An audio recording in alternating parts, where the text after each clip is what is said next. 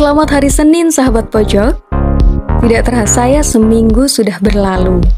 Waktu memang berlalu begitu cepat. Top 9 pun seakan datang lebih cepat. Bingung mau bahas apa? Ya, mau bagaimana lagi? Mari kita mulai. Pada Top 9 kali ini, kita akan membahas 9 fakta unik yang hanya dirasakan oleh santri. Tonton sampai habis ya. Yang pertama adalah masak sendiri. Ya, masak sendiri merupakan salah satu hal yang mendewasakan dalam dunia pesantren. Tempo dulu, ketika belum ada kompor, santri masak memakai kayu bakar. Ketika musim hujan tiba, tak jarang banyak hanger atau sandal jepit yang hilang. Kemana hilangnya? Ya, jelas ketungku untuk memasak. Namun sekarang jarang ditemui santri yang masak sendiri seiring dengan perkembangan zaman. Jika mencari santri memasak di dapur, silahkan cari pondok yang masih salaf. Yang kedua adalah sepiring bersama. Inilah yang membuat apapun makanannya akan enak terasa. Santri yang memasak ketika sudah siap saji, makanan ditiriskan di lengser atau daun pisang. Kemudian dimakan secara bersama-sama oleh 5-10 orang. Meski nasi dan sayur masih panas, para santri tak peduli untuk melahapnya. Soal tangan gosong atau lidah terbakar itu soal nanti. Masalahnya, kalau tidak berani ambil resiko itu, dijamin tidak kenyang karena kalah dengan yang lain. Yang ketiga, antri mandi. Pesantren yang jumlah santrinya ribuan, ketika pagi dan sore hari akan ada pemandangan menarik di kamar mandi atau kali sungai. Satu kamar mandi bisa antri 3 orang. Jika tak sabar, yang ngantri akan menggedor-gedor pintu. Bisa dibayangkan bagaimana rasanya buang hajat dengan pintu digedor-gedor? Berbeda dengan kamar mandi. Kalau mandi di sungai, antrinya petelesan celana untuk santri putra. Sungguh menggelikan. Yang keempat adalah dikejar setoran. Setoran di sini bukanlah setoran yang lazim terjadi antara sopir angkot dengan juragannya, namun setoran hafalan nazoman dan syair-syair kitab. Biasanya seminggu sekali para santri setoran hafalan tersebut kepada sang ustadz.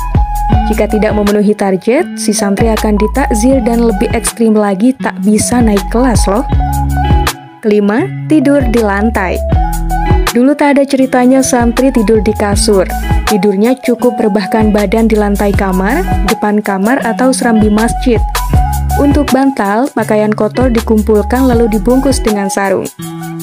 Hal itu sudah lebih dari cukup menghilangkan kantuk karena kesibukan ngaji pagi, siang, sampai malam. Keenam, takzir atau hukuman. Pesantren dimanapun memiliki peraturan. Jika ada santri yang melanggar, ia akan dihukum sesuai bobot pelanggarannya.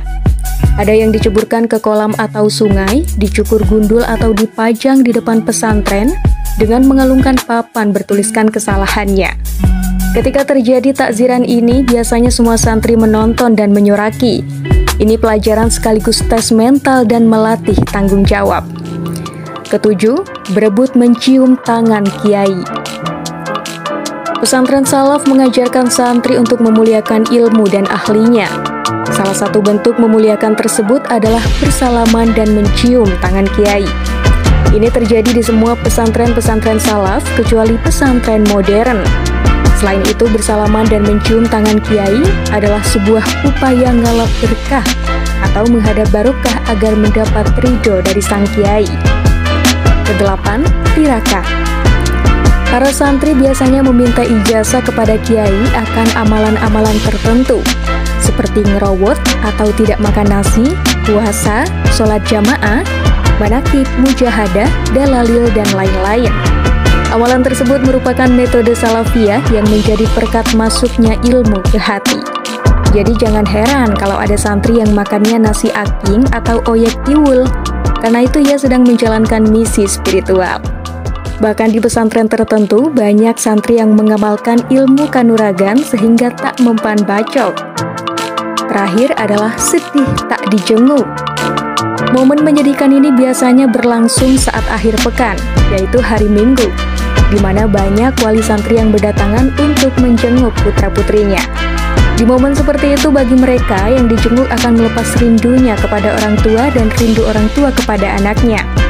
Tapi di sisi lain, Sebagian kecil dari mereka merasakan kesedihan karena tak dijenguk seperti teman-teman yang lainnya.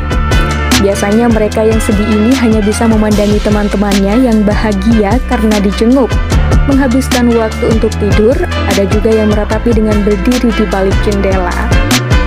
Itulah 9 fakta unik yang hanya dirasakan oleh santri pada Top 9 kali ini. Wah, seru ya? Ada yang mau jadi santri nggak nih? Yuk buruan mondok. Sampai bertemu di Senin berikutnya. Sampai jumpa!